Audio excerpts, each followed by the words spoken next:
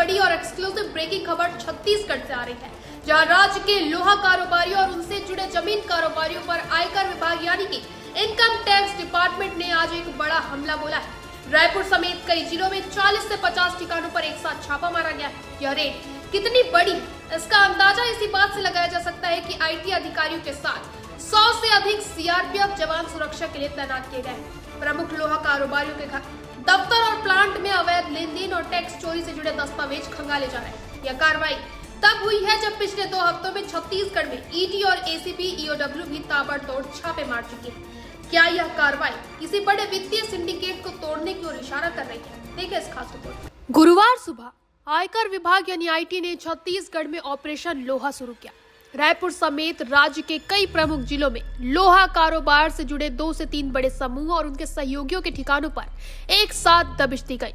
निशाना iron and steel कारोबार से जुड़े प्रमुख कारोबारी और उनसे जुड़ी जमीन कारोबारी, दायरा, घर, दफ्तर और उत्पादन प्लांट। वहीं कार्रवाई की संवेदनशीलता को देखते हुए आईटी अधिकारियों के साथ 100 से अधिक सीआरपीएफ जवान तैनात किए गए ताकि किसी भी तरह के विरोध को रोका जा सके और दस्तावेजों से छेड़छाड़ भी न हो सके। वहीं आईटी की टीम मुख्य रूप से बेनामी लेन देन, बड़े पैमाने पर टैक्स चोरी, कच्चे माल की खरीद बिक्री में हेरफेरी और काले धन को जमीन कारोबार में लगाने से जुड़े दस्तावेजों और डिजिटल सबूतों को खंगाल रही है। यह रेड इस बात का संकेत है कि लंबे समय से आईटी विभाग इन कारोबारियों की वित्तीय गतिविधियों पर नजर रख रहा था। दस्तावेजों की जांच, काले धन का बड़ा नेटवर्क। आयकर विभाग का मुख्य उद्देश्य टैक्स चोरी की उस परत को खोलना है जिसके नीचे बड़े पैमाने पर अवैध संपत्ति छिपी हुई है। आईटी अधिकारी निम्नलिखित चीजों की तलाश कर रहे हैं। पहला, नगद लेन देन के सबूत, प्लांट में माल की खरीद और बिक्री में हुए नगद सौदे जिनका बही खातों में हिसाब नहीं है। दूसरा, बेनामी संपत्ति के दस्तावेज, रियल एस्टेट में किए गए भारी निवेश, खासकर जमीन कारोबारियों के माध्यम से खरीदी गई बेनामी संपत्तियां। तीसरा, डिजिटल सबूत, मोबाइल फोन, लैपटॉप्स, डीवीआर और हार्ड डिस्क जब्त किए गए हैं जिनकी टेक्निकल टीम गहन जांच करेगी।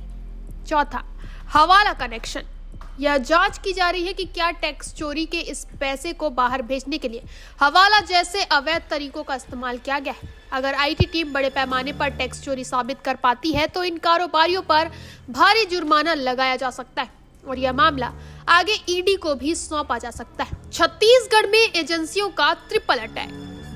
छत्तीसगढ़ में चल रही यह कार्रवाई अकेली नहीं है। पिछले 2 हफ्तों में केंद्रीय और राज्य की जांच एजेंसियों ने अभूतपूर्व गति से कार्रवाई की है। 5 दिन पहले यानी 30 नवंबर को भी ईडी का एक्शन। मेडिकल कॉलेज मान्यता के लिए रिश्वतखोरी का केस सामने आया था, जहां छत्तीसगढ़ समेत 8 राज्यों में रेड हुई थी। रायपुर के रावतपुरा सरकार मेडिकल कॉलेज के डायरेक्टर अतुल कुमार तिवारी के ठिकानों पर पूछताछ और तलाशी। ईडी ने मोबाइल फोन, डीवीआर और हार्ड डिस्क जैसे कई डिजिटल सबूत जब्त किए थे। वहीं 11 दिन पहले 24 नवंबर को एसीबी ईओडब्ल्यू का भी बड़ा एक्शन देखने को मिला था। शराब घोटाला और डीएमएफ घोटाला।